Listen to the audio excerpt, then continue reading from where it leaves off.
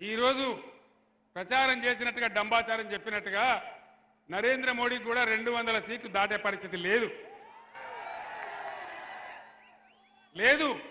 వార్తలు వస్తా ఉన్నాయి రోజు పేపర్లలో, మీరు కూడా చూస్తా ఉన్నారు.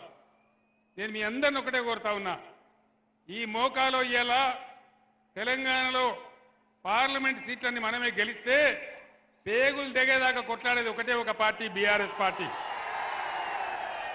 14-15 ఎంపీలతో మనం పోతే కేంద్ర ప్రభుత్వంలోనే హంగు పార్లమెంట్ వస్తే కీలకమైన పాత్ర పోషించే అవకాశం తెలంగాణకి ఈరోజు ఉంది. కాబట్టి దయచేసి మన గోదావరి కాపాడుకోవాలన్నా, మన కృష్ణ కాపాడుకోవాలన్నా, తెలంగాణకు రావాల్సిన నిధులు రాబట్టుకోవాలన్నా, మన ప్రాజెక్టులకు జాతీయ హోదా రావాలన్నా, నిరుద్యోగ సమస్య తీరాలన్నా, మన బతుకులు బాగుపడాలన్నా ఖచ్చితంగా ఇవాళ బీఆర్ఎస్ అభ్యర్థులే గెలవాలి.